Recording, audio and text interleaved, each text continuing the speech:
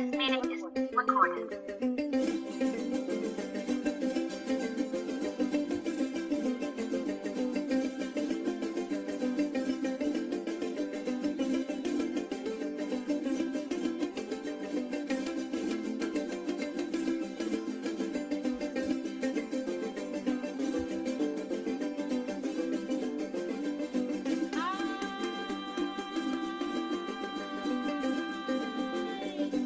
Ay, no más, no más.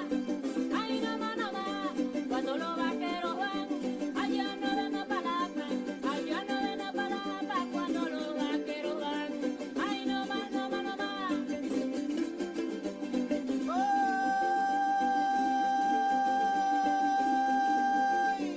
Ay, no más, no más, ay, no más, no más.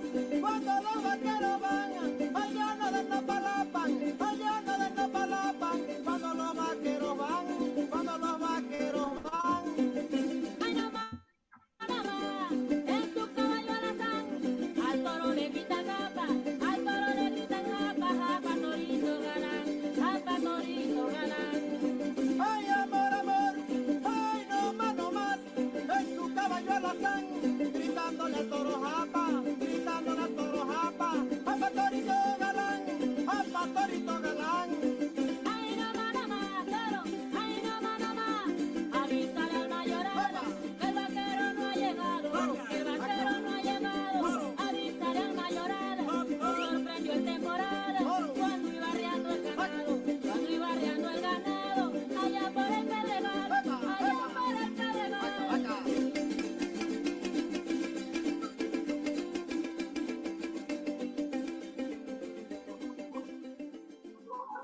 Segundo curso en defensa de la tauromaquia.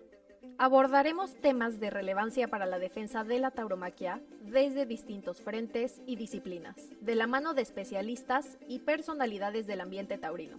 A lo largo de los próximos 3 meses, podrás adquirir conocimientos teóricos y herramientas importantes para la argumentación y debate de temas taurinos. La importancia de conocer y comprender de manera amplia cada una de las temáticas que en este curso se ofrecen es imprescindible para poder seguir preservando la cultura de la tauromaquia. En el módulo A, aprenderás sobre los aspectos jurídicos en las primeras 3 clases, junto a abogados y catedráticos. En el módulo B, la comunicación será el eje central. Redes sociales, evolución de la tauromaquia y la censura serán abordados aquí. El medio ambiente y el bienestar del toro son temas del módulo C, que serán abordados por ganaderos. Por último, el impacto socioeconómico que tiene la tauromaquia y las actividades que de ella derivan son parte del módulo D. Este segundo curso es interdisciplinario y nutrido en temas de relevancia y vigencia para la defensa informada y consciente de la tauromaquia. Estamos listos para comenzar. La defensa jurídica e institucional de la tauromaquia son posibles gracias a tu donativo. Te invitamos a hacerlo en nuestra cuenta de PayPal, Tauromaquia Mexicana. Asimismo, entra a la app Soy Taurino, dedicada a los amantes y promotores de la tauromaquia en el mundo. Ay, no más, toro. Ay, no más. Avísale al mayoral que el vaquero no ha llegado. Que el vaquero no ha llegado. Avísale al mayoral que sorprendió. Buenas noches, bienvenidos a este segundo curso en defensa de la tauromaquia. Hoy ahora sí que vamos a cambiarnos de tercio. Hemos estado hablando primero de derecho, luego hablamos de comunicación, pero hoy nos vamos a lo que es el mundo rural y el mundo urbano en defensa de la tauromaquia. Para eso, hoy vamos a hablar con 2 invitados que seguramente tienen mucho que contarnos sobre este tema. Uno es Javier Garfias y el otro es César Villarías López. Pues muchas gracias por aceptar esta invitación, por estar aquí en este curso. Bienvenidos. Muchas Gracias. gracias a ustedes. Y bueno, pues presentando a nuestros invitados, Javier Garfias nace en abril de 1955 en San Luis Potosí. Estudia la licenciatura en Derecho en la Escuela Libre de Derecho en la Ciudad de México. Tiene una maestría en Derecho Comparado en George Washington University en Washington y ha tomado cursos en la Escuela Libre de Derecho y la Universidad Autónoma de Querétaro. Profesionalmente ha trabajado en distintos bufetes, así como ha sido director jurídico de Grupo Fertinal, gerente jurídico internacional de Consorcio G designado como subprocurador de justicia de la Procuraduría General de Justicia de Querétaro y magistrado del Tribunal Superior de Justicia de Querétaro. En la actualidad es independiente. Es miembro activo de la Asociación Nacional de Criadores de Toros de Lidia y propietario de la ganadería Javier Garfias, que está ubicada en Huimilpan, Querétaro. Es hijo del ganadero Javier Garfias, que fundó su ganadería en 1948. Por otra parte, nuestro otro invitado, César Villarías López, nace en la Ciudad de México en octubre de 1983. Estudió biología en la UNAM y fotografía en la Escuela Activa de Fotografía e Imagen. Profesionalmente trabajó como fotógrafo comercial de publicidad en su práctica privada y hasta 2010, pero en 2008 funda Anglers Bass House, tienda de pesca deportiva de la que es socio hasta 2020. En la actualidad, se dedica a los bienes raíces y al desarrollo de viajes de pesca deportiva y cinegéticos. Aficionado a la cacería y pesca deportiva desde chico. Las continúa practicando de manera muy activa a nivel internacional. Uno de sus principales intereses es la educación y desmitificación de estas dos actividades entre la gente que no las conoce o practica. Miembro de la Federación Mexicana de Caza, de Caza y Pesca.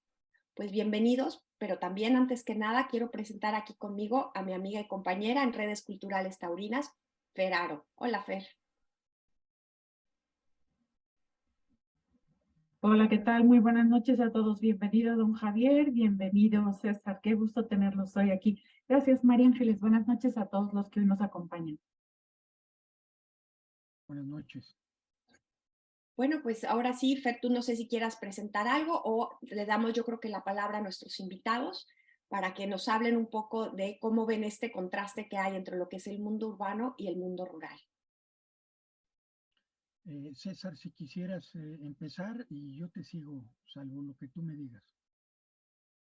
Ok, no, sin ningún problema. ¿Ya empiezo?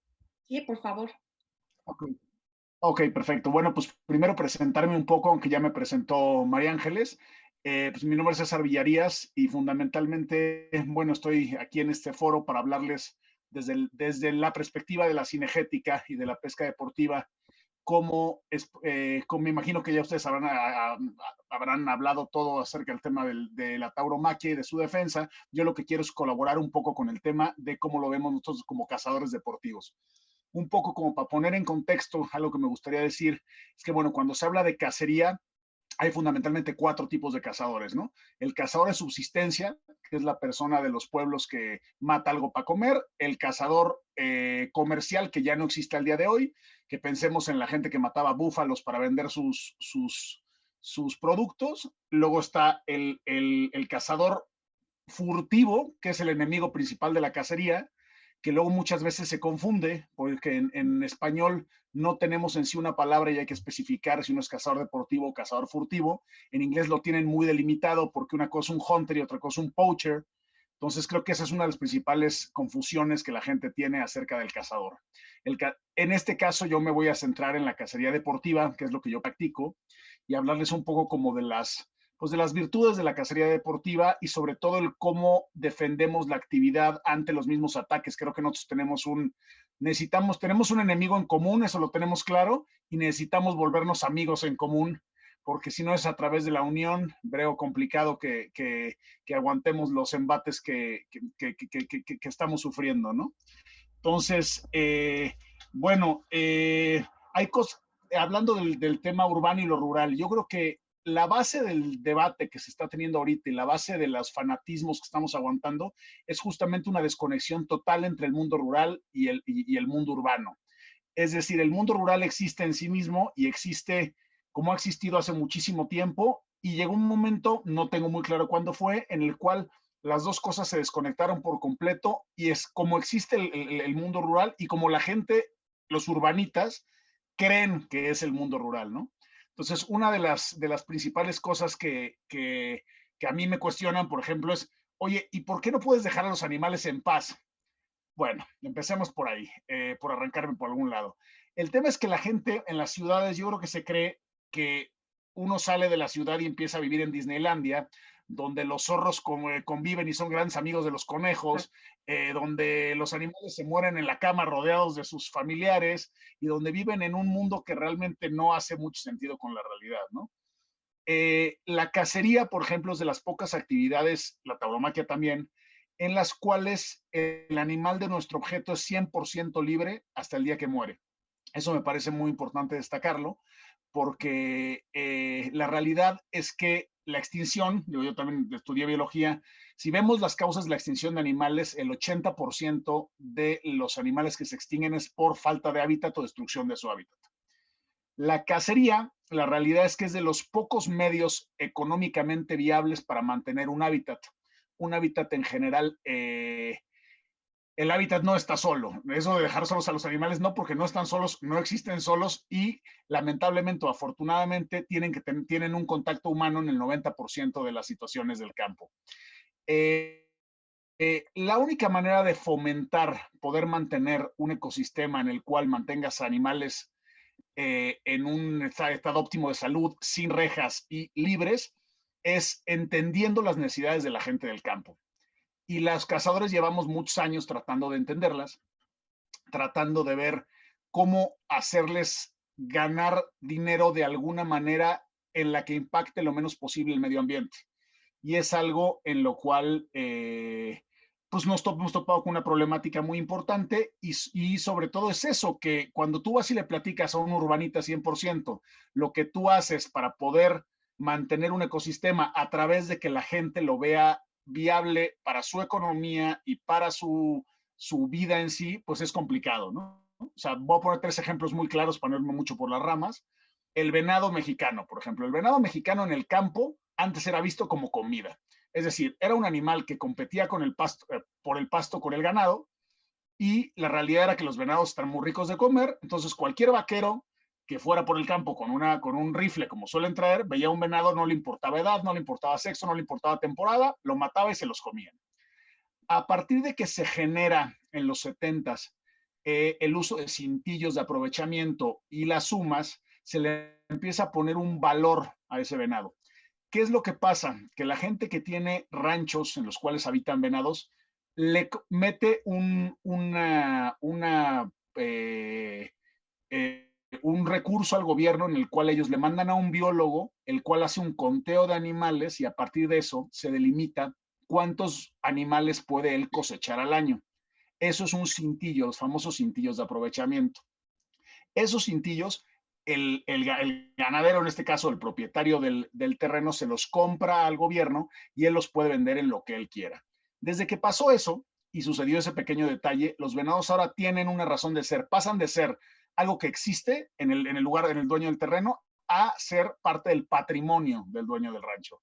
Y así son un montón de lugares. Y esto se tradujo rápidamente en un aumento de 35 veces la cantidad de animales que hay en los siguientes 10 años y al día de hoy la población de venado realmente está más sana de lo que ha estado nunca, al revés, gracias a la cacería deportiva, simple y sencillamente porque, primero, se usó como especie bandera para mantener un ecosistema sano. 2, le dio una razón a la gente, que es la que vive ahí, que son gentes que son del medio urbano, para no matarlos y respetar las vedas y respetar absolutamente todo. Y 3, se usó como especie bandera, ya que también hablando de los urbanitas, parece que ahora la conservación tiene criterios artísticos, estéticos, es decir, les importa mucho un perrito, les importa mucho el delfín, les importa mucho un venado, pero no tienen la menor idea de los ratones, las víboras, los insectos, absolutamente todo lo que convive en un ecosistema, que es lo que lo hace pleno y lo que lo hace sano. Entonces, al usar una especie bandera como lo es un venado, conservas todo ese ecosistema completo en el cual sobreviven la mayoría de las especies, ¿no? Eso por un lado. Ahora, yo, ¿por qué veo? A mí lo que me parece terrible, regresando a lo urbano y lo rural, es decir, me parece terrible que los niños que están creciendo en un ambiente urbano crean que la carne viene de un Tetra Pak en el Superama. No, me parece que es necesario normalizar que la ingesta de carne y la ingesta de productos animales tuvo que pasar por un rastro, lo cual no tiene absolutamente nada de malo, que así es el proceso de obtención de recursos animales. Y bueno, y me parece que eso empieza desde un asunto de concientización de los niños sobre todo, y es un tema de falta de información. No sé cómo lo vea, cómo les haya pasado a ustedes. A mí me pasaba que antes yo evitaba el tema de la cacería y ahora lo saco a colación en todas las cenas de que estoy, porque me parece que de 10 personas que tengo enfrente, 8 estaban en contra por falta de información, y que una vez que les pones en sus manos la información, generalmente cambian de opinión o por lo menos opinan distinto. O sea, por lo menos les metes a algún tipo de duda. Y luego te toparás con 4 fanáticos que, bueno, pues es que no se puede hacer nada, ¿sí? Pero en general me parece muy positivo el hablar de este tipo de cosas. Entonces, por ejemplo, sí les puedo decir que en México la derrama económica que deja la cacería deportiva, tanto de gente que viene de afuera como los mismos cazadores mexicanos, está en los cientos de millones de dólares anuales.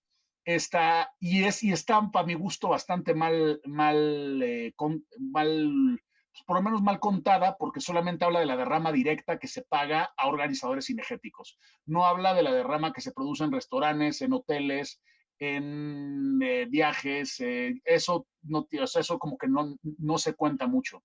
Entonces, al fin y al cabo, estamos hablando de una actividad que hace que las especies se regeneren y al mismo tiempo genera derrama económica para las personas que viven en el campo. Cuando uno entiende esto, está un poco complicado estar en contra. Hay solamente un argumento, hablando de argumentos de cómo defender, hay solamente un argumento que a mí me han dado que nunca he logrado refutar, y es el siguiente. Es cuando te dicen, bueno, ¿y qué gusto te da el darle un tiro a un animal? Bueno, mira, pues ahí hay solamente 2 cosas que uno tiene que plantear. Primero, que la realidad es que la muerte es solamente el 5% de una cacería. Y muchas veces no se llega a dar, ¿ok? Porque muchas veces yo me paso 2 semanas en el campo, no logro encontrar el animal que yo estaba buscando y pues efectivamente no cazo. Y la segunda es un tema, pues bueno, si lo que estoy haciendo, ya vimos que es positivo de manera económica, vimos que es positivo al final en desarrollo de las especies, que además felizmente les puedo pasar links para fundamentarlo, ¿no? Que nada más no me crean a mí. En realidad, la única parte que no puedes argumentar es, bueno, y al fin y al cabo, ¿qué gusto te da? Bueno, pues entiendo que a ti no te dé gusto, vamos a respetarnos, ¿no? Yo no te digo la manera de que la que tú puedes vivir, no me lo trates de decir a mí, ¿no? Ese es el único. Fuera de eso, todos los argumentos en contra de la cacería son completamente debatibles. Ojalá ahorita alguien en las preguntas y respuestas alguien los trate de, alguien me diga alguno y felizmente lo discutimos. Lo que sí es que algo que sí me gustaría como decirles es que, y en hacer mucho hincapié, es de la unión de nuestras actividades. Es decir, me parece que la única manera de montar una plataforma de defensa que valía la pena es unirnos la gente de la tauromaquia, los cazadores, los pescadores deportivos, los galleros, los charros. Si no nos unimos y nos centramos en lo que tenemos en común y no en nuestras diferencias, la vamos a tener bastante complicadas. Yo creo que muchos de los argumentos que tienen los fanáticos que tenemos en común como enemigos, como el argumento es falaz y en general es una falacia de argumentación, de falso dilema, y creo que lo saben en el fondo, su manera de operar es muy buena. Y no quiero que nunca, a mí lo que me parece es que nunca debemos de subestimar a las personas que tenemos enfrente. Es decir, ya lo vimos con lo de la Plaza México, ya lo vimos con un montón de cosas. Han tratado de prohibir la cacería ya en 3 ocasiones a nivel nacional, no ha pasado, pero me parece que tenemos que unirnos y tomárnoslo muy en serio y tratar de organizarnos y atacarlos de una manera por lo menos tan prolija como lo están haciendo ellos a nosotros, o defendernos, no atacarlos, ¿no? Pero sí me parece que es un enemigo que tenemos enfrente que no hay que subestimar. Y bueno, pues básicamente ese es el tema como que yo quería transmitir. Si quieren más ejemplos, lo doy. Otro ejemplo muy dinámico y como muy llamativo es África, ¿no? Todo el mundo cuando piensa en cacería mayor, pues piensa en África. Y la realidad es que está visto clarísimo cómo los países que tienen cacería deportiva contra los países que la prohibieron por presiones sociales, pues en los países que la prohibieron por presiones sociales ya no hay animales silvestres, simple y sencillamente porque no hay nadie que pague los guardias forestales que se necesitan para mantenerlos. Entonces la gente, que evidentemente en muchos lados, como pasa en nuestro campo mexicano, no está en la mejor situación económica posible, los mata con trampas y se los come. ¿Sí? Entonces, ¿qué es lo que pasa? Que el urbanita en general cree que si no lo ve, no sucede. Si no ve que alguien está matando animales, no sucede.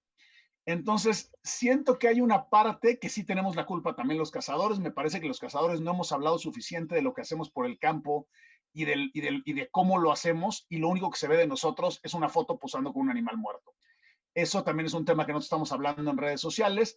pero me parece que es eso, es decir, lo mismo pasa con los jaguares en México, ¿no? Todo el mundo cree, el urbanita cree que el jaguar vive en una selva en la cual no es afectado, nunca cruza el camino de nadie y si uno no lo ve está perfecto. No, la realidad es que el 80% de los jaguares que mueren al año mueren envenenados con veneno para ratas porque mataron una res de alguna persona que vivía en su hábitat. Sí, nosotros estamos invadiendo el hábitat del jaguar, me queda claro, pero bueno, habría que ver cómo se puede lograr que las personas que están teniendo una pérdida, en vez de tenerlo que envenenar, pudieran recibir de alguna manera un pago o ver la manera de hacer las cosas para evitar eso. Pero como no se ve, no sucede. Incluso los investigadores, yo me he llevado con bastantes investigadores de mamíferos grandes y dicen que una de las opciones para mantener a los grandes felinos podría ser legalizar su caza, por controvertido que parezca. Lo que pasa es que como los políticos son mucho más amables, mucho más pegados a los votos que a la verdad, nadie se va a aventar el costo político de hacer una de esas acciones, igual que los osos, igual que 20,000 cosas. Entonces, bueno, ya me aventé un monólogo ahí que un poco largo y aburridor, No, para nada. pero de mi lado le dejo un momento la palabra a Javier y si no retomamos o cómo quieren llevarlo, María Ángeles. No, adelante, Fer. No, bueno, sí, creo que tiene la palabra ahora don Javier, que nosotros también padecemos mucho la desinformación. Un argumento que yo te ofrezco para cuando te digan eso de que qué gusto encuentras en darle un tiro a un animal, pues nosotros como taurinos sostenemos, por lo menos María Ángeles y yo, que los gustos culposos son la vergüenza de ser tú mismo. Entonces, cualquier gusto hay que plantar cara y decir, bueno, es mi gusto. Y por otro lado, pues que es éticamente correcto. Ya después revisaremos la definición de ética y vas a ver que es ético. Cazar tan ético como al que no le gusta cazar. Don Javier, ¿nos cuenta o nos comparte de su experiencia, por favor? Sí, me escuchan porque no funcionaba bien el micrófono. Yo quería comentarles lo siguiente.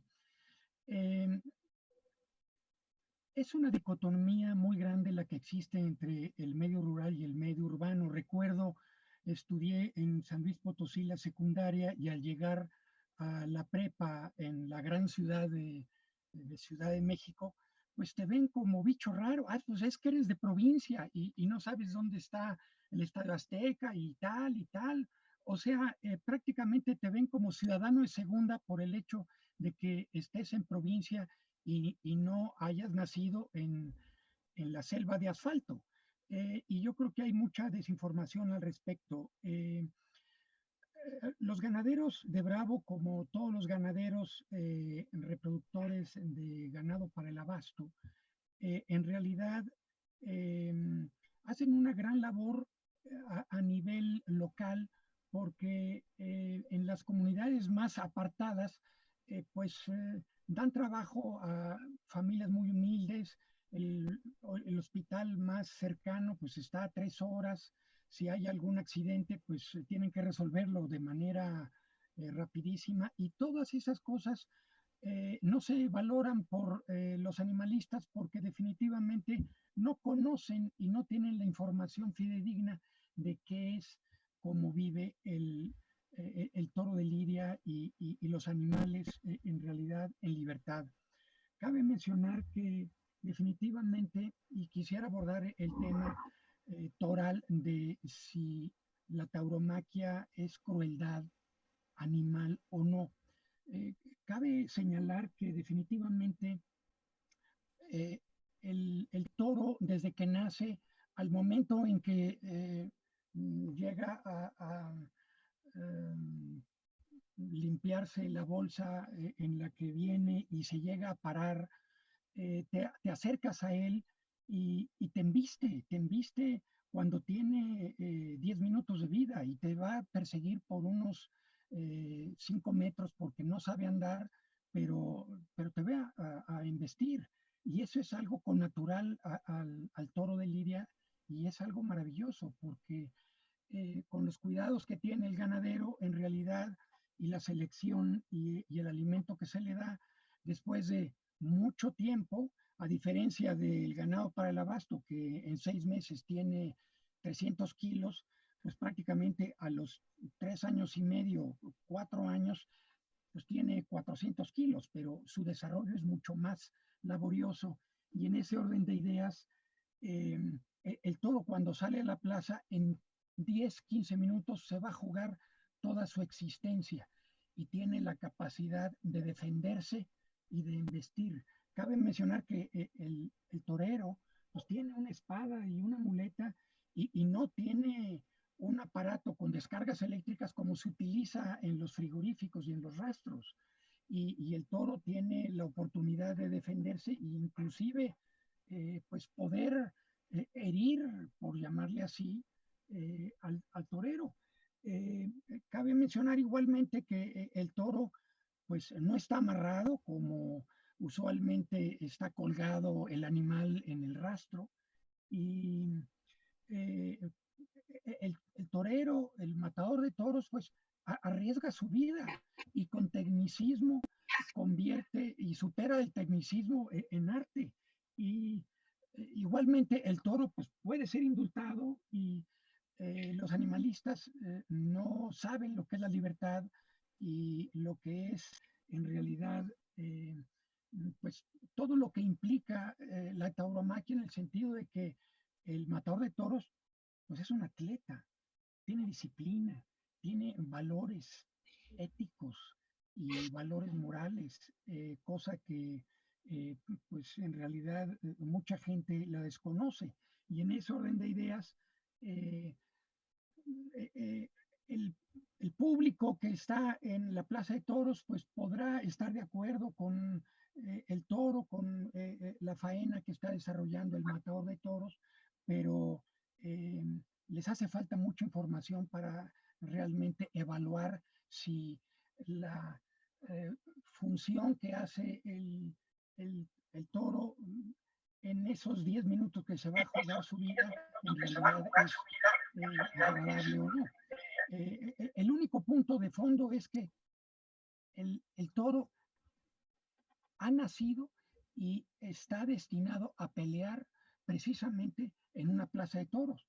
Y nosotros, con mucho cuidado y con mucho cariño, pues lo preparamos lo mejor posible para que den el mejor juego y pues de alguna manera resulten en los análisis que hacemos en los empadres y en la genealogía para que, al menos desde el punto de vista del ganadero, den el resultado de bravura, nobleza y otras características que tienen los toros a la hora que salen a la plaza. En realidad, la cuestión de la tauromaquia hay que también decir que pues es una tradición cultural desde la conquista de los españoles en México y no se puede ignorar la historia. Definitivamente podrá decirse que no es un arte, pero cuando el matador de toros supera la técnica y pone su corazón en un muletazo, pues al menos yo me paro del asiento y grita Sole porque se pasa el toro cerca, está arriesgando su vida y es algo muy especial. Definitivamente la destreza técnica convierte la belleza en arte y igualmente cabe resaltar el detalle de que el toro, al igual que la casa, pues tiene el mundo de los dineros alrededor de él, directa e indirectamente, de los que trabajan en la plaza, los que venden cosas cerca de la plaza, los monosabios, los que venden cervezas, el que transporta los animales, etcétera, etcétera. Y definitivamente, incluso, bueno, ¿cuántos de nosotros vamos a España a ver toros y vamos a Sudamérica a ver toros? ¿Por qué? Porque una feria definitivamente te llama la atención y haces una derrama económica que no se origina por el simple hecho de que, es que van a matar el toro. ¿Cómo te gusta? Bueno, es que yo lo veo desde otro punto de vista, porque el toro está destinado a morir precisamente, para eso fue creado. Y puede tener un resultado tan importante que puedes perdonársele su vida. No está amarrado para que se le causen heridas. Incluso hay estudios que probablemente César sabrá más que yo, de que el toro a la hora que sale a la plaza, que es un ambiente que no conoce, no obstante haber sido antes una prueba de tienta en donde estuve en una plaza de toros, a la hora que es picado, a la hora que es banderillado, secreta endorfinas y realmente no siente dolor. Por eso acude al puyazo con el picador y vuelve a acudir y vuelve a acudir. Y la sangre de alguna manera lo desintoxica y lo importante es que sigue embistiendo como si no le hubieran hecho nada. Entonces, en ese sentido, es una actividad que definitivamente, si nos unimos, y estoy de acuerdo con César, debemos de preservar y hacer un frente común, porque los animalistas, además de dogmáticos, son fanáticos. Y ellos, en el fanatismo, utilizan la acción. Y nosotros, como nos gusta la caza, nos gustan los gallos y demás, luego no peleamos y no defendemos con todo el furor que se debería, como lo hacen los animalistas. Y los animalistas, al entrar a la plaza de toros, te atacan y te dicen de groserías. Y nos hace falta más acción. Estos cursos, de alguna manera, permean la necesidad que tenemos de tener una actividad más importante para conseguir el objetivo que buscamos. En realidad, eso es lo que quería yo comentar. Claro, no, pues muchas gracias. Yo creo que aquí, oyéndolos a los dos, hay dos palabras que son clave. Una es la desinformación que hay de las actividades, ¿no? Aquí lo vimos el martes hace 15 días, ¿no? Que entró una persona que quiere que desaparezcan las corridas de toros, y cuando empezó a dar sus argumentos, yo creo que todos, tanto los que nos estaban viendo al otro lado de la pantalla como el otro panelista, nos dimos cuenta de que no tenían idea quién era el toro bravo, no sabía nada sobre el toro bravo, y yo creo que al final todo el mundo acabó más bien tratándole de invitar a que fuera una ganadería de bravo antes de usar los argumentos que usaba, ¿no? Entonces, es muy importante, precisamente por esta desinformación, que haya unión. Y como bien dices, César, la unión entre los distintos sectores, porque hoy vienen por nosotros la tauromaquia, pero mañana van por ti, ¿no? Y entonces, pues ese tipo de argumentos que ojalá ahorita puedan extenderlos, ¿no? Me imagino que ustedes tienen, oyéndote, César, tienen ese mismo sentimiento, ¿no? De hay que unirnos con los distintos sectores. No quiere decir que a lo mejor yo me vuelva cazadora, ni muchísimo menos, pero si yo no te apoyo a ti o tú no me apoyas a mí, estamos, mal vamos, ¿no? Sí, sí. Y además yo creo que hay una cosa que no hay que olvidarnos. Es decir, no sé si vieron que estaba circulando en redes hace unos meses un video de un par de, no me gusta ofender, pero un par de locas animalistas españolas que decían que el gallo violaba a la gallina, ¿no? Si lo vieron ese. Sí. Bueno, eso me parece a mí que la parte de atrás es lo que es que la parte de atrás es lo que es preocupante, porque yo no creo que ellas se crean eso. Yo creo que ellas se aprovechan de la gente que sí se lo cree. Es decir, me parece que es peligroso ver a los animalistas como solo esta bola de gente fanatizada que lo único que hacen es gritar y decir estupideces e insultarnos. No, me parece que atrás hay gente bastante inteligente y hay gente que busca un tema de subvenciones y hay gente que busca, que en realidad busca el dinero y busca cosas. Entonces me parece que aunque la cara que dan es una cara bastante burda y bastante fanatizada y bastante, si lo vemos de alguna manera, se vieran hasta ridículos, porque es la realidad, hay muchos que son completamente ridículos. Me parece que hay gente atrás que no es tan ridícula, me parece que hay gente atrás que está buscando, en España, sí, en España los desmascararon muy en claro, ¿no? Están buscando las subvenciones, ¿no? O sea, por ejemplo, pasó algo en España con la cacería directamente. En el norte de Cataluña hay una población creciente de jabalíes. Entonces, como los jabalíes se están metiendo ya a lugares urbanos, y prohibieron la cacería en ese lugar. Evidentemente, al prohibir la cacería, se mantuvo una reproducción sin control y se empezaron a meter ambientes urbanos. Y entonces, los animalistas tenían la solución y la solución era contratar al mes y pagar unas cantidades exorbitantes por alguien que les echara pienso con hormonas para esterilizarlos y que en ciertas generaciones ya no hubiera jabalís. Entonces yo me pregunto, ¿qué es lo que les interesa? ¿La extinción de las especies y el cuidado de las especies o el dinero? No, pues por supuesto que les interesa el dinero. En realidad los que querían extinguir a los jabalíes eran ellos, no nosotros. A nosotros nos interesa que sea un recurso renovable como lo es, un recurso que además no se le tiene que meter gran cosa para que siga siendo un recurso renovable. Lo único que se le tiene es que dejar en paz y tener tranquilo el ecosistema. Y la carne de cacería es deliciosa, que eso también hay que hablarlo. La carne de cacería es la carne que no tiene conservadores, que no sabe lo que es un pienso, que creció en el campo tranquila, que no tuvo ningún problema hasta el momento en que se murió, que en eso tiene una símil muy parecida al toro de Lidia. Yo no creo que haya un animal que viva mejor, un animal doméstico que viva mejor su vida que un toro, vamos. O sea, si yo tuviera que reencarnar en un animal doméstico, sería o mi perro que está ahorita en mi cama o un toro de Lidia, es que no hay otra. ¿Sí? Y entonces ahí me parece que en España ya los desenmascararon de que lo que van atrás es del dinero. Entonces me parece que aquí es exactamente lo mismo. Me parece que eventualmente van a tratar de encontrar las maneras de tratar de desaparecernos para obtener esas fuentes de ingreso, ¿no? Entonces, me parece que eso, hay que unirnos y eso, vuelvo a insistir, en unirnos está en no subestimar a quien tenemos enfrente, porque aunque sean así de ridículos, la gente que está atrás no es gente tan ridícula y son igual de fanáticos e igual de desinformados, pero no son tontos, ¿eh?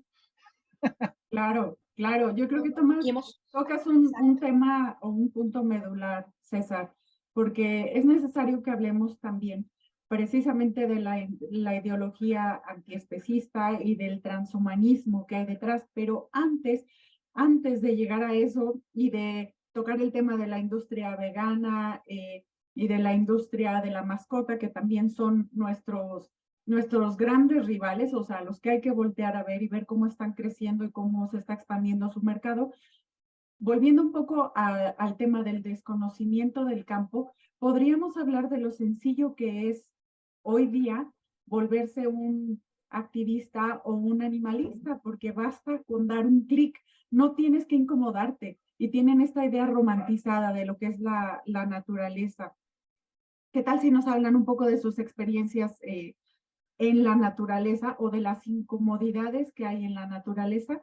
Porque una de las fortalezas que tenemos, tanto cazadores como taurinos, es que nosotros sí estamos más en contacto con el campo o conocemos nosotros al toro y tú conoces a los animales que cazan, a los animales que cazas y el ecosistema en el que te tienes que mover para cazarlos. ¿Qué le parece, Javier, si nos habla un poco de lo que es el campo bravo? Bueno, la verdad, por ejemplo, una experiencia de salir a montar a caballo a las 5:30 de la mañana, cuando todavía no sale el sol, y hablarle a las vacas que están en determinado potrero, llevas un costal de sal y a las 7 de la mañana se los echas y van buscando el alimento. La verdad es algo maravilloso, ¿no? La mejor enseñanza, desde luego, fuera de la escuela, es vivir en la naturaleza. Eh, hombre, tienes hambre, pues hay ciertas plantas que puedes comer, no se diga, por ejemplo, en la región desértica de San Luis Potosí, bueno, pues hay tunas, hay otras cosas que puedes comer, la convivencia, oye, pues ahora ya estuvimos curando un toro, hay que ir por medicina a la farmacia y regresar, oye, ya se pelearon, hay que curarlos, etcétera, etcétera. Y cómo convive con otras especies, oye, pues las liebres, los conejos, los zorrillos, desde luego, por ejemplo, aquí en Querétaro hay venados, el gobierno del estado tenía venado, ya hubo una sobrepoblación, se salieron, yo tengo en mi rancho venados, y claro, están separados de las vacas, pero pues andan libres y la verdad, uno convive mucho y no hay como escuchar a los animales. Ellos te dicen cuándo se sienten mal, cuándo tienen calentura, cuándo tienes que atenderlos y si los preservas y de alguna manera les haces caso, pues ellos de alguna manera son recíprocos, aun cuando el toro, con todo respeto, como cuando la pareja está enojada, pues mejor hay que guardar la distancia para no tener mayor problema. Entonces, no hay que ser absolutamente confiado con el toro, hay que guardar cierta distancia porque cuando están enojados, pues mejor hay que darle la vuelta. Ellos te llevan y me ha tocado pues que un toro grande, listo para la corrida de toros, pues te voltea con todo el coche. O te sigue en el caballo 100 metros y te perdona la vida porque Dios es muy grande. Entonces,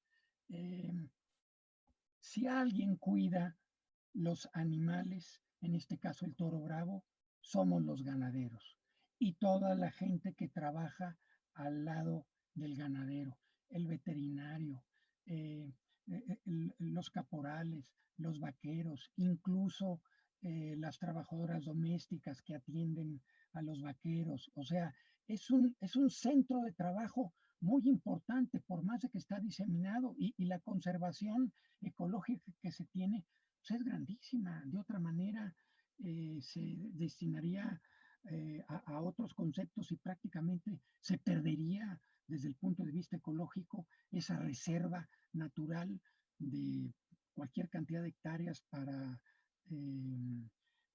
pues el incremento del PIB a nivel nacional. No hay como estar en el campo y es como realmente se entiende y se aprecia el animal en libertad. No Sí, sé pues qué opines, César. le iba a dar la palabra a César, tú, como bien decía Fer, ¿no? Un poco centrarnos en el animalista de teclado, como ella bien dice llamarlos, ¿no? Tú ya mencionaste al vegano que cree que porque es vegano cuida a los animales y me llama la atención porque de hecho es un argumento que hemos usado varias veces en redes culturales, ¿no? Que tratamos de abordar distintos temas. Ellos defienden al animal en tanto que es la vaquita o el venadito y se ve muy bonito y yo me pongo ahí afuera hasta le cantan a los cerditos que van a matar, etcétera. Pero no se ponen a pensar que para comer todo lo que ellos comen se mueren ratas, se mueren topos, se mueren serpientes. Lo que pasa es que no están tan bonitos a lo mejor para que merezcan ser defendidos o no tienen idea de todos los campos, Sí, de todo lo que se muere. Y lo acabas de decir y yo creo que tienes ese mismo sentimiento.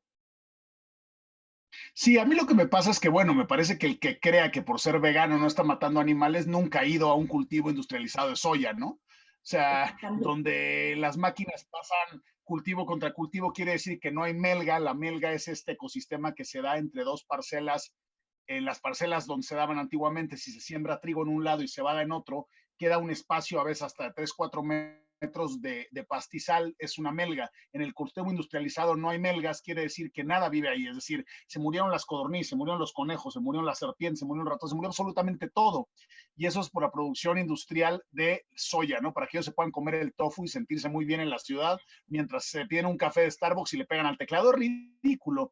Y además hay otra cosa que me gustaría a mí como aumentar, es decir, yo como vivo, desayuno, mis vacaciones, es el tema de los animales, el ecosistema, cómo irlos a ver, dónde irlos a ver, entender sus ciclos reproductivos. Y luego llegas a la cacería y me identifiqué mucho con Javier, ¿no? Sales a las 5 de la mañana caminando en los cerros, viendo el amanecer increíble, tratando de buscar, identificando huellas, comes eso, vives eso, es mi pasión. Un animalista en la ciudad de Nueva York detrás de una lab me va a enseñar a mí de animales, es ridículo, de verdad, es algo, pero lo peor es que se lo creen, es algo que realmente se lo creen y es como celopatía ilusoria y rara que tienen de ese tema. Y hay otra cosa que también hay que decirlo, yo creo que creen también en el fondo que el animal que se muere en su estado natural, pues no sé, se muere en una cama rodeado de su familia, o no tengo la menor idea. No, la muerte es muerte. Y la muerte en la naturaleza ocurre en gran parte por inanición, simple y sencillamente se vuelven demasiado viejos para poder seguirse alimentando y se mueren de hambre, o se los come otro depredador, como es normal en un montón de... Estoy hablando de los animales en libertad, ¿no? Entonces, pues bueno, la muerte por una bala, que además es prácticamente instantánea, pues bueno, lo que pasa es que puede ser impresionante, ¿no? Pero pues no tiene nada que ver, es decir, la muerte es muerte y me parece que hasta incluso hasta más tranquila sería, es decir, yo la afirmaría, pero sí, me parece que no hay mejor cosa para educar que la ignorancia es muy atrevida, la ignorancia es muy atrevida y el que no tenga la menor idea, pues va a decirte que sabe mucho más y que los animales, ¿por qué no los puedes dejar en paz? Pues no, la realidad es que no tiene mucho que ver, y sí me parece que al estar en el campo en contacto y al vivir y comer eso y pasarlo como lo pasamos, son unos lugares maravillosos, entiendes, llegas a entender y a tener un contacto mucho más cercano y mucho más íntimo, que es el mismo que debe tener Javier y los ganaderos con sus animales, ¿no? ¿Cómo va a tener el atrevimiento de tratarle de decir a Javier cuál es la relación, cómo creo que es la relación entre un ganadero y su toro? No me atrevo. Entonces, y estas personas se atreven porque la ignorancia es muy atrevida, ¿no? Es lo único que quería decir. No, es exactamente, ese es yo creo que nuestro mensaje. Adelante, Fer. Sí, algo de lo que nosotros hablamos también o que hemos comentado es este desconocimiento de la naturaleza y de los animales nos lleva a veces como sociedad en este ambiente mediático a romantizarlos y a desconocerlos, ¿no? Por ejemplo, vemos en un ambiente urbano cuántas veces un perro muerde a un niño en la cara o se le avienta un perro a un niño en la cara, ¿no? Y luego dice el dueño del perro, dice la mamá al niño, ay, pero no le estaba haciendo nada, le estaba sonriendo. Claro, es que en la naturaleza, cuando los observas, mover las manos, mirar fijamente, sonreír, hacer ruidos, pues son justo los gestos de un depredador que va a atacar a otro animal, ¿no? Y nosotros somos depredadores. Y entonces el niño se acerca sonriendo, moviendo sus manitas, y entonces está pelando los dientes, mirando fijamente al perro, extendiendo sus garras o sus manos, y entonces el perro reacciona por instinto y lo ataca. Vemos cómo a veces en las plazas de toros o en el campo también de repente hay animalistas que quieren brincar al ruedo para defender al toro. Y seguramente tú conoces en la casa ejemplos de algunos animalistas que se han querido meter a terrenos del oso, del jaguar, de la pantera, del cocodrilo, etcétera, ¿no? Como para defenderlos y resultan heridos. Es esta idea de que como yo no le hago nada, él no me va a hacer nada, pero la naturaleza no tiene moral. ¿Qué les parece si nos hablan un poco de eso?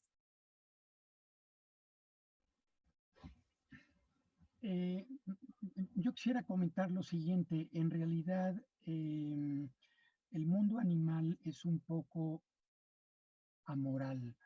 En realidad, un toro grande, más desarrollado, pues va a golpear porque quiere comer primero y en la ley del más fuerte, como en los humanos, y no va a dejar comer al más chico y quizás lo va a golpear y lo va a lastimar, que le puede romper una pata, por llamarle así. Entonces, eh, el animal va a buscar su sustento de manera prioritaria, independientemente de los animales que le rodeen, sean del mismo tamaño o no. Entonces, cuando eh, se ponen en un corral varios animales de diversas edades, es muy complicado, pero ahí prácticamente impera la ley del más fuerte y el ganadero tiene que paliar un poco las cosas en ese sentido y separar ahora sí que los más chicos con los más chicos y viceversa. Pero me gustaría tocar el tema adicional de que eh, cuando sale el toro a la plaza, tiene toda una trayectoria de dedicación y de estudio y de cuidado. Eh, ya sé que el toro probablemente vaya a morir en 10, 15 minutos, pero todo eso que está atrás es una historia que le pertenece al toro y al centro de producción en donde se creó y nació. Y definitivamente Eso es lo que se desconoce en el medio urbano. Por ejemplo, si yo voy a Nueva York y agarro un crustáceo y en ese momento eh, eh, de la tina donde está vivo lo saco y lo meto en donde está hirviendo y me lo como en los 15 minutos, es la muerte más drástica y cruel que puede tener porque no pudo defenderse de ninguna manera. Y igual, no sé, César lo dirá mejor, si el animal que vas a cazar te siente, te huele, bueno, pues va a huir y va a moverse para que no tengas, salvo que seas una persona muy cuidadosa, no tengas la habilidad de poderlo herir en ese momento. Entonces, el animal eh, tiene otras características que están muy desarrolladas y que en el campo se conocen muy bien y que la gente de la ciudad sencillamente al desconocerlas no las valora, pero toda esa historia, igual en el rancho cinegético, el productor pues tiene toda una historia en tener ese venado de no sé cuántas puntas, o sea, son animales únicos y de características especiales. No sé qué opines, César, perdón. Sí, claro, a mí me parece que pues volvemos a lo mismo, no es un tema de 100% de desconocimiento. Y pues claro, uno parecería, ¿no? Llevándolo al absurdo, parecería que nosotros o sea, tratan siempre de llevarlo como una ridiculización, es decir, parecería que la fiesta brava solamente se trata de un tipo clavándole cosas a un toro y se parece que la cacería solamente somos 4 desquiciados yendo por el campo dando tiros. Y pues ninguna de esas es cierta y no tiene, es lo más alejado de la realidad que existe. Pero me parece que entonces es un poco nuestro deber tratar de informar a la gente que es fanática, ya la perdimos, esa nos da lo mismo, pero sí creo que hay gran porcentaje que platicando las cosas bien y dándoles información y moviéndoles y cuestionándoles, la mayoría de la gente lo hace tambalearse en su manera de pensar y por lo menos si no está de acuerdo contigo, te acaba teniendo respeto y pues ahora sí que podemos estar de acuerdo en no estar de acuerdo, ¿no? En eso voy. Y sí, totalmente, la naturaleza es completamente amoral, ¿no? O sea, me parece que algo que ha hecho mucho daño es atribuirle emociones y características humanas a los animales cuando no la tienen. Y eso viene desde, pues así que incluso desde las caricaturas, ¿no? O sea, en las caricaturas conviven perfectamente la coneja con el zorro y son amigos y se casan, y no, la realidad es que uno se come al otro, ¿no? Y eso desde el inicio no estaría mal, no es que yo esté en contra de esas caricaturas, lo que sí me parece es que si solo ves esas caricaturas y no tienes de ninguna otra fuente, ni ningún otro acercamiento al campo, pues me parece incluso normal que un niño crezca con la idea de que, una idea completamente distorsionada en la mente de la naturaleza, ¿no?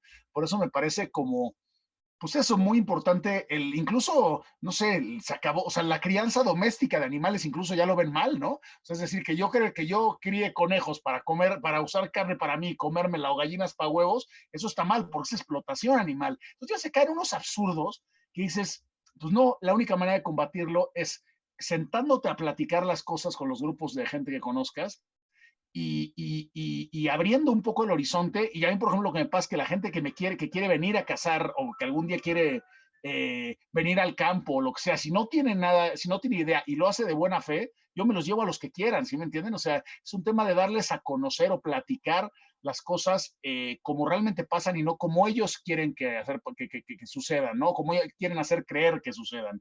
Me parece que Fernanda tocó un punto muy, muy inteligente y muy claro, y es que no cuesta nada ser animalista y cuesta un montón ser cazador, ganadero o matador de toros. Ser animalista no cuesta absolutamente nada. Ser animalista, tú das clic en le donar a PETA y les estás fomentando lo que ellos están diciendo. Eh, yo sé que es tu caso, pero yo puedo hablar del mío. Oye, yo me gasto gran parte de mi dinero, muchísima de mi tiempo, y claro, o sea, yo estoy fuera casi toda la temporada de cacería y a veces aprender y leer y estar afuera, y claro, la mujer se enoja porque no estás con él, no sé, son un montón de sacrificios que uno tiene que hacer por una pasión y por algo que además ayuda al animal al final. Y del otro lado es muy cómodo porque solamente es atacar. Y además, una cosa que dije al inicio es que es una falacia de falso dilema. Es decir, a quien que le digan, tú estás en contra de que maten cruel y sanguinariamente a un animal, pues ¿quién va a decir? No, pues claro que sí. ¿Sí me entiendes? Hasta O yo sea, digo pero es, que sí. Pero ese no es el tema. Es que no es el tema, pero no es una además, falacia. pero mira, una de las cosas que obviamente comentó el ganadero y tú también lo has comentado, ¿no? El desconocimiento que hay, que lo que se ve en los animales que matan los cazadores, vamos a decir en regla, ¿no? No vamos a meternos ahorita con caza furtiva ni demás, pero en regla es un porcentaje muy pequeño y gracias a ese porcentaje muy pequeño viven todos los demás. Mismo argumento de las corridas de toros, se calcula que es menos del 10% de lo que hay en las ganaderías, lo que se ve en las plazas, y es lo que da sustento a las ganaderías donde está más del 90% de los animales bravos, que son además reservas ecológicas muy importantes, ¿no? Entonces, cuando la gente no sabe eso, y es lo que dice, como dice Fer, ¿no? El vegano de teclado, y es también importante, digo, aclarar que muchas veces es el dinero que entra es en intereses que nada tienen que ver con los animales. Quienes más dinero meten a todas estas campañas son las empresas dueñas de la empresa de la mascota. Mientras más humanizo al animal, más carriolas me compran para el perro. Entonces a mí me convienen estas organizaciones que humanizan a los animales y los hacen ver como bebés. Y si uno entra, sobre todo, bueno, en Estados Unidos ni se diga, ¿no? A las tiendas de mascotas, da vergüenza ver la cantidad de productos que para mí eso es maltrato animal. Vestir a un perro para Halloween, el pobre animal ahí. Entonces, yo creo que están muy distorsionadas todas las ideas que tienen y qué importante es, por ejemplo, estos cursos, dar a conocer y informar de lo que realmente sucede detrás de todo esto, ¿no? Sí, algo que no hemos comentado y que me gustaría platicarlo también, a ver si Javier y también César pueden intervenir o abonar. Por ejemplo, la carne del toro bravo también se consume y se puede consumir después de ser lidiado y no hace ningún daño. El toro se aprovecha al completo, se aprovecha todo. En Soria, por ejemplo, después de las corridas se hace la subasta de la carne del toro, pero aquí también después de la lidia de los toros se los llevan el tablajero, el carnicero, y se puede consumir la carne del toro, ¿no? Y con sus pezuñas se hacen botones y se utilizan hasta sus cuernos o la cabeza del toro. Se aprovecha al completo. La diferencia entre la carne del ganado bravo y la carne del ganado de abasto, pues sería algo así como la diferencia que hay entre la carne de jabalí y la carne de cerdo, ¿no? Mientras la de cerdo es bastante más grasosa, la del jabalí es más magra y con un sabor bastante más intenso y más fuerte que requiere también de otro cocimiento para suavizarla y demás, pero se consume. El toro bravo también se consume y es fuente de alimento para mucha gente alrededor de la ganadería y de las rancherías circundantes, porque ¿qué pasa con las vacas que no pasan la prueba o con algunos novillos y eso? Bueno, pues se mata el toro y se vende en las carnicerías o se dona en las carnicerías. Es importante que también se mata con el fin de consumirlo, ¿verdad, Javier? Y en efecto, tienes toda la razón. Sencillamente el toro, sobre todo en su fase final de engorda para el efecto de que estén listos para una corrida de toros, bueno, pues se alimenta de concentrado, sea pienso, materia seca, que puede ser pues, rastrojo, alfalfa, avena, etcétera, etcétera, más pues minerales y tiene una alimentación balanceada, cuidada, porque hay que recordar que el toro va a tomar kilos y va a ser un atleta porque se va a jugar su vida en 15 minutos. No es nada más engordarlo y que dé 3 pasos y se caiga, sino que aguante 50 muletazos cuando pesa 550 kilos. Y eso tiene mucho mérito. Entonces, el toro tiene que hacer ejercicio y tiene que estar muy fuerte y atlético. Y definitivamente la carne pues en la Plaza de Toros México y en Aguascalientes, Guadalajara, las plazas importantes del país, bueno, pues se vende a las mejores carnicerías y se consume como cualquier otra carne sin ningún problema. No me quiero meter en la cuestión kosher, pero al fin y al cabo es un cuidado adicional que se tiene y se consume. Y podríamos decir, oye, pues es que en esos también tienen un trato especial. Bueno, pues es que hay un religioso que es el rabino que le da la bendición, pero pues en realidad es un toro que recibe una alimentación específica y se mata para el consumo de la comunidad y nada más. Claro. Es 100% aprovechable la carne, punto. Por supuesto.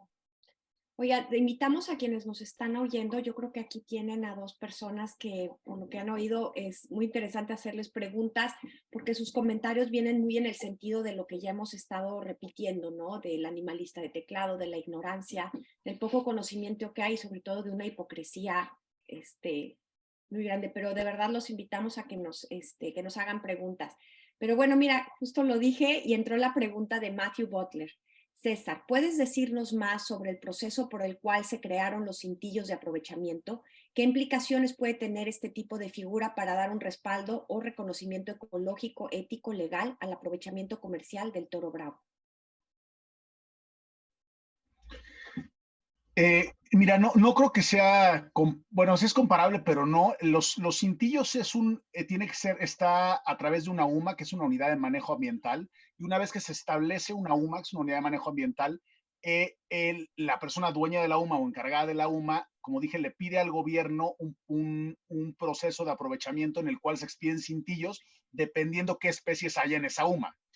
Es un proceso o es un sistema hecho para cacería mayor. En cacería menor, aunque se trata de la misma manera, no funciona tan bien, pero un poco el sistema es, yo soy el dueño de un rancho en Coahuila, mi rancho en Coahuila tiene X 100,000 hectáreas.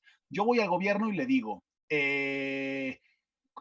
háganme un censo para ver cuántos animales yo puedo aprovechar al año sin afectar mi población. Tú hablabas de un 10% de las ganaderías, yo creo que en la cacería no llega ni al 0.3%, es decir, es chiquititito lo que se puede aprovechar. Además hay otro punto, en la cacería, como es deportiva, generalmente lo que buscamos es un animal pues, grande, con una cornamenta importante, y ese generalmente es un macho viejo que ya salió del ciclo de reproducción. Entonces, en realidad tiene un impacto casi nulo en las poblaciones y ayuda al 100%. Esos cintillos, al comprarlos el dueño del rancho al gobierno, él decide en cuánto los vende y a quién se los vende. Ahí es donde entran los organizadores cinegéticos. El cintillo lo único que hace es que yo como cazador compro mi cintillo, voy a esa UMA, mato ese animal si tengo suerte, ese cintillo se lo pongo en los cuernos o en el ojo dependiendo, y con eso yo avalo que tanto la carne como mi trofeo es de procedencia legal y yo no tengo problemas al momento de transportarlo, mandarlo a un taxidermista o colgarlo en mi casa. Pero es exclusivamente para animales, o está exclusivamente ideado para animales silvestres o de vida libre. Entonces no sé cómo aplicaría el tema del toro, me parece que no aplica, pero o a lo mejor no entendí bien la pregunta. Okay. Luis Carlos quiere también hacer una intervención de viva voz, pero antes me gustaría comentarles a los dos, no sé si si están enterados, ¿no? Que ya empezaron a operar dos grandes plantas en Estados Unidos que producen carne de laboratorio. Esto retomando el tema de la industria vegana, ¿no? Y esta carne de laboratorio lo que hace es, una de estas plantas lo que hace es clonar un pedazo de carne.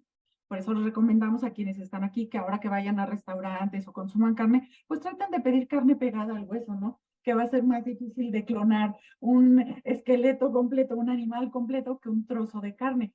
Pero lo que va sucediendo después de clonarla varias veces es que va perdiendo nutrientes y que un pedazo de carne clonado no tiene los aminoácidos, las vitaminas y los minerales que tiene un trozo de carne real.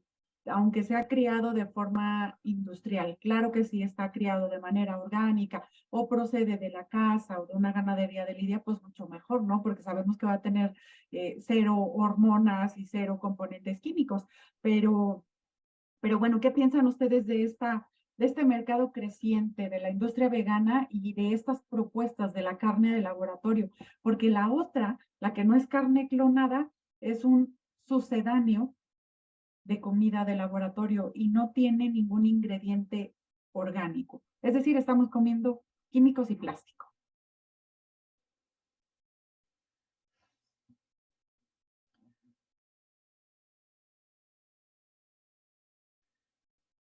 Eh,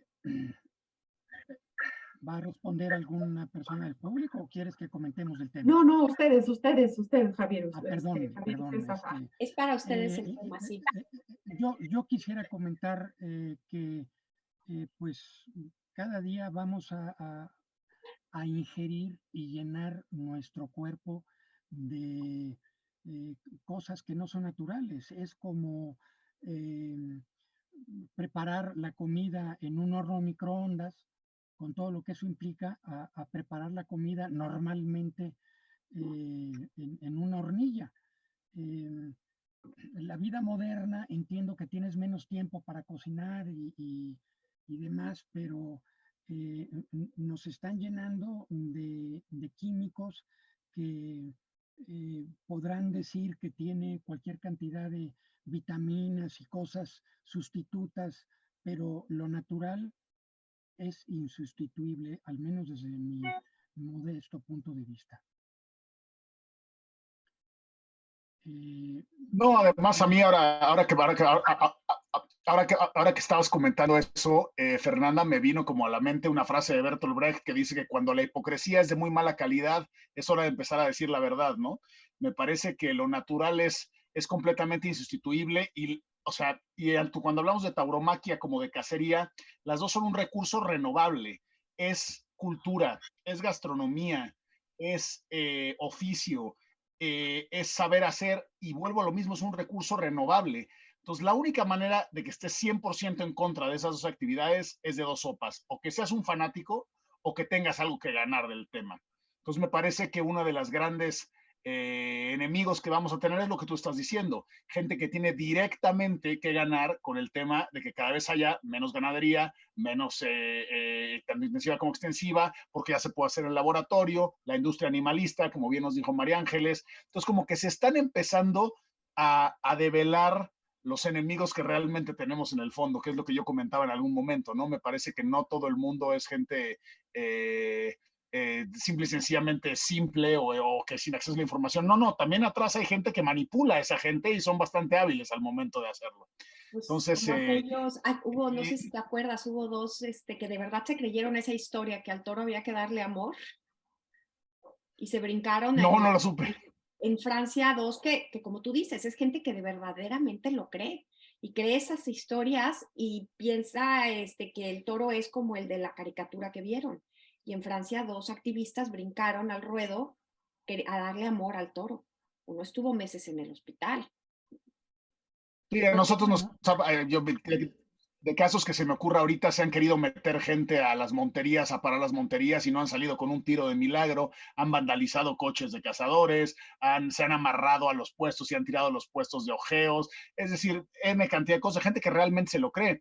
Pero vuelvo a lo mismo, a mí, aunque esa gente me desagrada profundamente, no es la que me preocupa, la que me preocupa es la que manipula a esa gente. La que está arriba poniéndole dinero para estas campañas. Y como digo, la que está detrás de eso hay mucho dinero. Está la industria vegana, por un lado, porque la historia de que los veganos, los que realmente creen que por ser veganos ningún animal muere, porque lo creen, o los que como estos, ¿no? Que creen que si brincas y al toro hay que darle amor. Ellos sí están en un nivel, el problema son los que están arriba, manipulando todas esas formas de pensar. Y ahí es donde, como bien dices, ¿no? Es donde hay que voltear.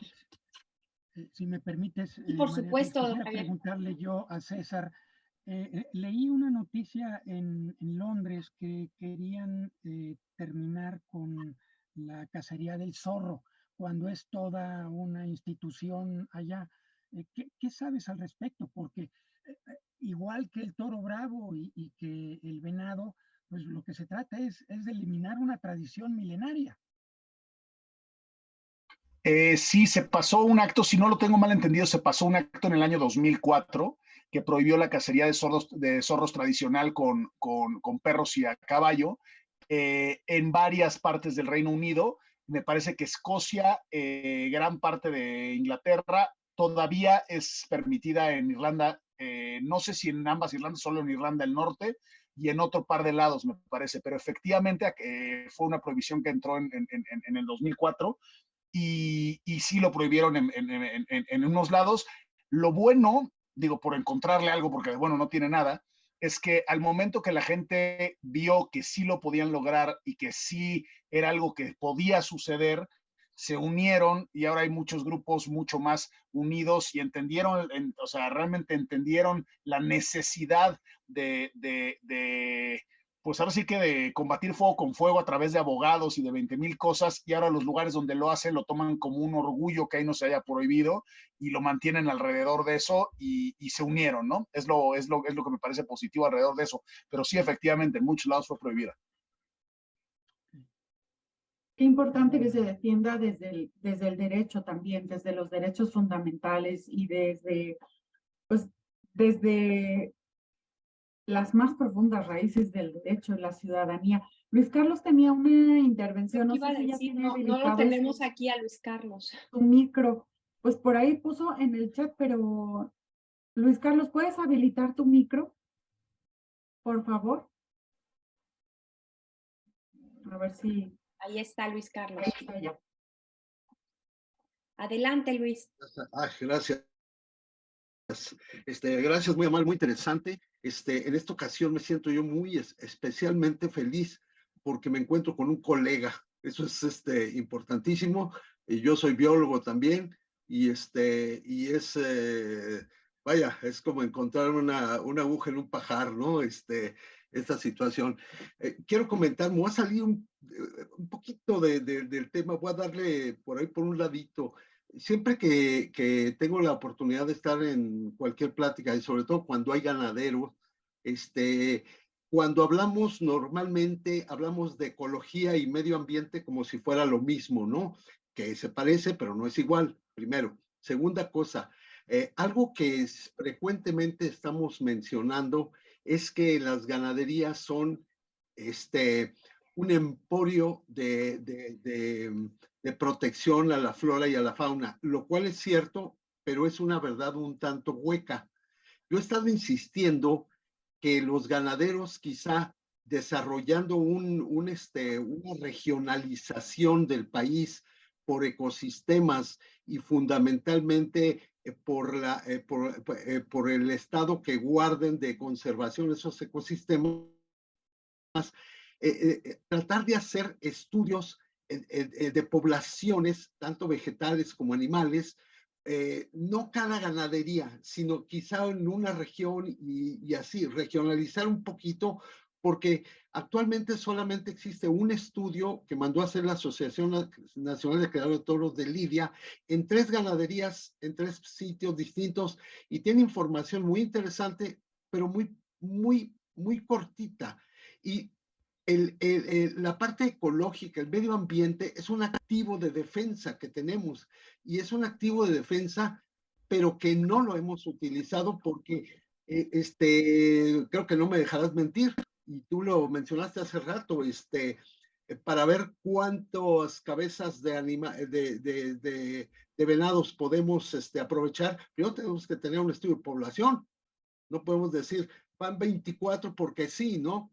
Yo tuve la oportunidad de hacer mi tesis de licenciatura de venado cola blanca, gracias a los cazadores, que fueron los que me auxiliaron con dinero, viajes, etcétera, un montón de cosas, ¿no? Entonces, yo creo que los ganaderos tendrían que aprovechar escuelas y facultades de ciencias biológicas que hay en todo el país y quizá permitir desarrollar algunas tesis o algo que permitan desarrollar a su vez el estudio de una zona, a fin de que cuando nosotros hablemos, sobre todo cuando tenemos enfrente animalistas o prohibicionistas o cualquieristas que sean, poderles hablar con los pelos de la burra en la mano. Eduardo del Río decía una cosa en el curso pasado: todo lo que existe, pero no se enseña, al final no existe. Y tiene toda la razón, ¿no?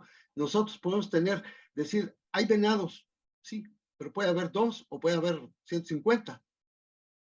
Entonces, creo que los estudios de población deberían de fomentarse por parte de los ganaderos de poblaciones animales silvestres y vegetales, a fin de poder tener ese activo fijo, ese activo de defensa que es medio ambiente. Gracias y felicidades. Ganadero, fue interesantísimo. Además, quienes ya tenemos algunos años, recordamos a don Javier con un cariño porque marcó una época de la ganadería en México. Muchas gracias. Gracias. Bueno, y aquí tenemos otra pregunta, no sé si la quieres hacer, Fer. Sí. Adelante. ¿La de las estrategias? Sí. Sí tengo. ¿Qué estrategias tienen los cazadores para la defensa de su actividad? Si bien no son tan atacados como ahora lo es la tauromaquia, cuando sufren ataques, ¿cuáles son sus argumentos y estrategias de defensa? Bueno, mira, hay ahí como 2 partes. Una es la oficial, que es la que me parece más importante. Tengo un muy buen amigo mío, es el que ahorita preside FEMECAX, Federación Mexicana de Cacería. Y básicamente, si el ataque es como ya se trató de hacer, la prohibición de la cacería, que lo trató de hacer un par de senadores y eso, pues es cabildear y es meterte ahora sí que a los madrazos en un tema legal y en un tema frente al Senado y en un tema pues de meterte realmente a las entrañas de la bestia para ver cómo parar ese tipo de cosas. En realidad se dio cuenta que al final del tema estaba atrás gente cuyo objetivo no era en realidad prohibir la actividad, porque no son tontos, saben perfectamente la cantidad de gente que dañaría, pero sí era gente que estaba queriendo capitalizar políticamente un voto rápido. Es decir, vuelvo a lo que pregunté, si a alguien le dicen, ¿tú estás a favor o en contra de que maten despiadadamente a tiros a un animal? Pues bueno, es un argumento falaz y todo el mundo va a decir, no, pues en contra. ¿Por qué? Porque les falta información. La realidad es que no es así. Si es un argumento falaz de falso dilema. Ni es cruel, ni es arteramente, solamente ayuda a las poblaciones y etcétera. Entonces, es una manera fácil de agarrar votos rápidos de gente desinformada. Ese es el gran peligro que tenemos como cazadores. No somos tan atacados, pues no y sí, no somos tan atacados porque pues, no somos tan conocidos. Por un lado, la gente sabe que existe la cacería, sí lo sabe, pero la realidad es que no la ve todos los días como podía haber sido en la tauromaquia, que se televisaba, que lo teníamos más claro.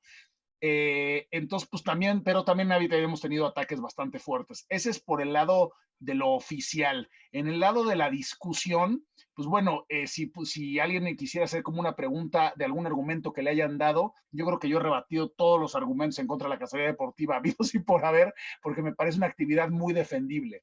Es decir, me parece 100% defendible. Fernanda me decía hace rato que los gustos culposos es un tema. No, yo no tengo ningún gusto culposo. El único que yo digo que a lo mejor no me di a entender bien, es decir, yo respeto que alguien no quiera hacer lo que yo hago, o que no le guste hacer lo que yo hago, o que no entienda el por qué lo hago. Pero lo mismo que pido es respeto. ¿Por qué? Porque me gusta hacerlo. Punto, ¿no? Entonces, no era un tema de gusto culposo, sino me parece, me parece que hay que ir agarrando argumento por argumento para desmontarlo, y hay que aprender a desmontarlos. Pero pues al fin y al cabo la discusión es lo que puse al inicio. De 10 personas con las que hablas, 8 las puedes convencer, o si no las convences, por lo menos lo van a ver con otros ojos. Y el resto pues son fanáticos, y con los fanáticos no hay nada que hacer. Hay que darse la vuelta, pedir respeto, ser muy educado y muy tranquilo, porque ellos no lo son. Y nada, pues ser de bigger person, y es lo único que se puede hacer. Con el resto de la gente sí se puede trabajar, se puede hablar, se les puede explicar, se puede hacerle entender un montón de cosas, se puede apoyar en el tema de la ciencia. La ciencia, por suerte, está de nuestro lado, porque pues la verdad, digo, no voy a decir que la verdad es una, porque no es cierto, pero sí es cierto que la ciencia ayuda un poco a desentrambulicar los asuntos y darse cuenta de qué lado está un poco la verdad, ¿no? Entonces, básicamente es eso. Pero sí, en el tema oficial, pues sí se ha tenido que meter uno a cabildear, se ha tenido que meter, crear una asociación con miembros, organizarse. Sí ha habido un tema oficial bien hecho, sí lo ha habido. Nos falta, claro, nos falta más unión a los cazadores, como a cualquier colectivo, yo creo. Claro. Con la tauromaquia tenemos en contra que afuera se nos manifiestan 15, nos dicen de todo, pero adentro hay a veces 20,000, 15,000, 5,000 gentes pagando, ojo, por entrar a ver, ¿no? Y ahí es donde se hace, pues, obviamente es muy público, a diferencia de la casa. Pero adelante, Fer. No, Javier, creo que Javier quería agregar algo más, ¿no? No,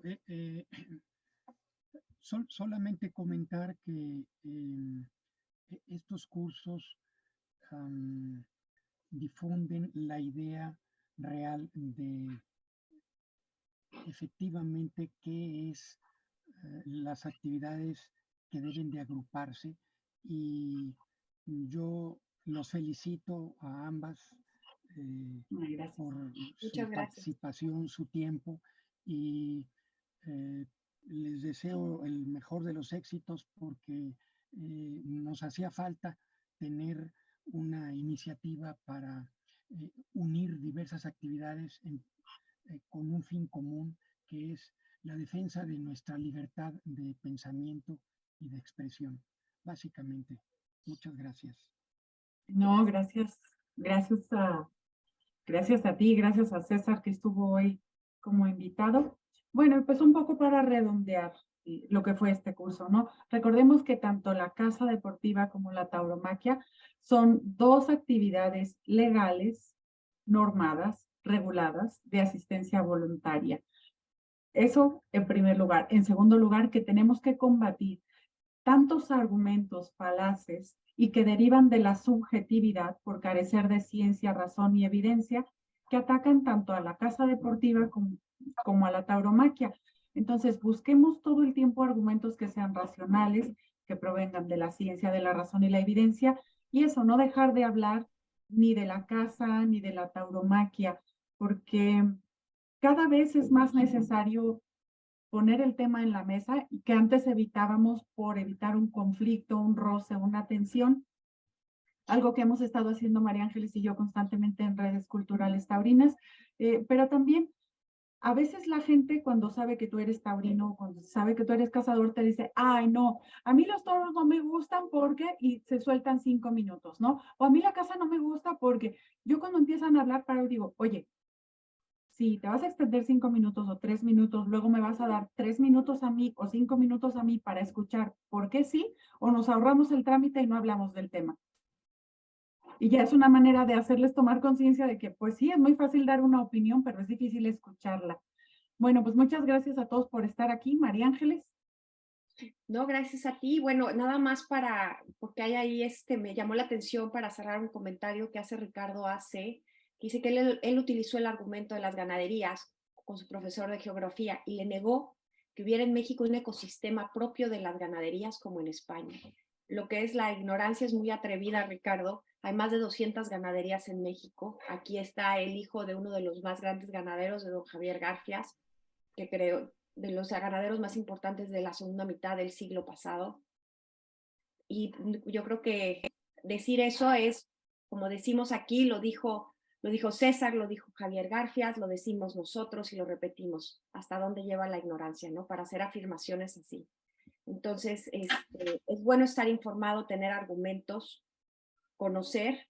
Qué bueno que se hagan esos cursos. Me echo mi comercial. Visítenos en redes culturales taurinas. Hay, por cierto, César, hay un biólogo, una plática de un biólogo que seguramente te va a interesar. Los invitamos a que busquen argumentos, a que respondan, como dice Fer, que tengamos esos 3 minutos para defender, para razonar, para dar argumentos y sobre todo decir las cosas desde la ciencia, la razón y la evidencia. Y bueno, para cerrar también pedirles, no sé si se han dado cuenta que en los últimos días se ha generado mucha expectativa por la acopio de firmas en apoyo a la tauromaquia en la Ciudad de México. Dentro de 2 semanas, el 7 de febrero, va a estar en pleno la campaña para la recaudación de estas firmas. Para informarles a ustedes de todos, ahora sí que a todos de la propuesta, los detalles de cómo se está dando esta recogida de firmas, los invitamos a que la siguiente sesión nos acompañen y vamos a contar con la presencia de algunas vocerías de esta iniciativa, impulsado por todos los protagonistas de la tauromaquia en la Ciudad de México. Entonces, ahora sí que nos vamos a salir a lo mejor un poquito del tema que llevamos para hablar de esta recogida de firmas. Hay organizaciones gremiales, culturales, peñas taurinas, porras, cómo se está organizando esta recogida de firmas. Los invitamos a acompañarnos para que estén enterados y por supuesto para los que estén en posición de ayudar y de apoyar a esta iniciativa lo hagan. Y pues como ya dijo Fer, muchísimas gracias, don Javier Garfias, muchísimas gracias, César, de todo se aprende y gracias por estar aquí hoy con nosotros. Te invitamos, César, para que traigas cazadores a lo de la junta de firmas y cuando ustedes necesiten firmas, pues nos invitan. Claro, totalmente. Por lo pronto les pongo a disposición un buen chat que tengo como de 500 amigos y ellos recibirán lo que se necesite para que firmen. Ah, excelente. Gracias. Muchísimas gracias a todos y solo para terminar, hay que defender la libertad a como dé lugar. Eso es lo verdaderamente importante. Y pues esta reunión y este momento nos permite de alguna manera hacerlo. Y gracias a todos por la oportunidad que nos dan de hacer llegar nuestras ideas a la gente y muy amable por su tiempo. Hasta luego, gracias a todos y nos vemos aquí dentro de 15 días. Gracias, César. Gracias. Muchas gracias.